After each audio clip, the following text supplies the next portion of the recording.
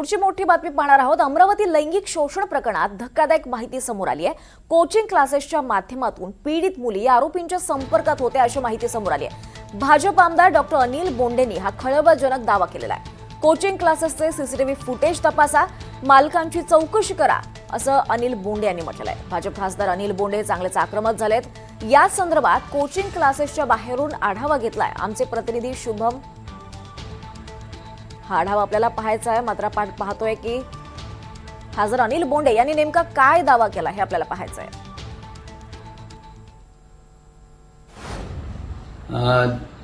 Paratwada Amravati video प्रकरण याची व्याप्ती वाढत आहे आणि अनेकांनी विचारलं की या मुलांच्या संपर्कात कशा आल्या।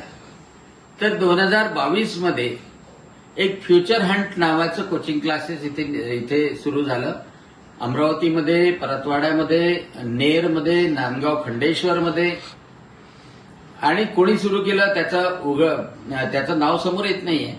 परंतु या क्लासेसची मोडस ऑपरेंडी अशी आहे की 8वी, 9वी, 10वी त्याचप्रमाणे नीट, JEE, नंतर 11वी, 12वी अशा सगळ्यांना ऍडमिशन दिल्या जातात। त्याचे लोक प्रचार करतात आणि कोणाला ऍडमिशन देतोय हे सुद्धा नक्की त्यांना माहीत नसतं। आणि त्यांचे फेस्टिवल ग्रुप निर्माण होतात। त्या फेस्टिवल ग्रुपच्या माध्यमातून मुलांचे नंबर एक्सचेंज होतात आणि जे मुलं कधी कुठे शिकले नाही ते सुद्धा त्याच्यामध्ये ऍडमिशन घेतात पैसे भरून। आणि म्हणून माझी एसआयटीचे जे प्रमुख आहे डॉक्टर शिवकुमार यांना माझी विनंती आहे की जेवढे कोणते कोचिंग क्लासेस आहे त्या कोचिंग क्लासेसचे सीसीटीव्ही फुटेज तपासा, त्यांच्या मालकांना निश्चितपणे चौकशीसाठी बोलवा, ताब्यात घ्या आणि कोणत्या कोणत्या ऍडमिशन घेतलेले आहे, त्यांचं क्वालिफिकेशन काय आहे, कोणते कोणते ग्रुप बनवले आहे। कारण की या माध्यमातून या मुली संपर्कात आलेल्या आहे। म्हणजे फ्युचर हंट कोचिंग क्लास आहे, आकाश कोचिंग क्लास आहे, अजून बरेचसे नाव आहे। ते या कोचिंग क्लासेसच्या माध्यमातून पीडित मुली आरोपींच्या संपर्कात होत्या असा दावाच केलेला आहे। भाजपच्या अनिल बोंडेंनी हा खळबळजनक दावा केलाय।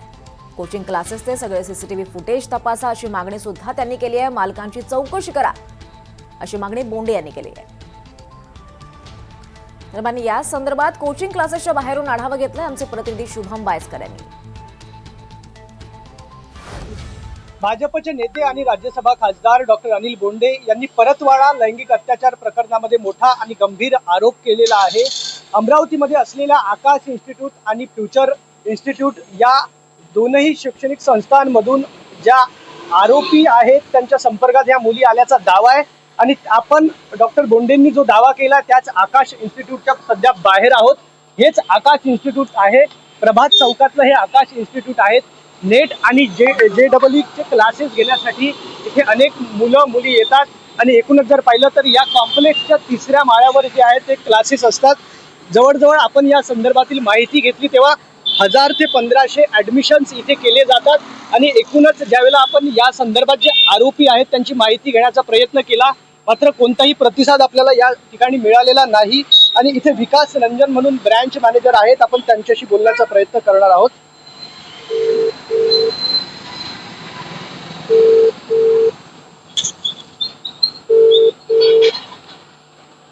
विकास सर नमस्ते। नमस्ते सर।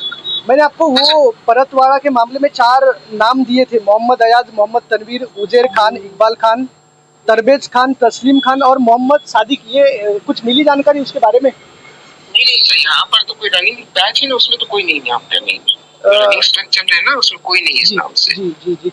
ये इसमें उजेर नाम का भी कोई तो आरोपी है, मतलब उसका भी सामने जानकारी ये आ रही है कि आकाश में ये पढ़ाई करते थे या कोई लड़कियों के संपर्क।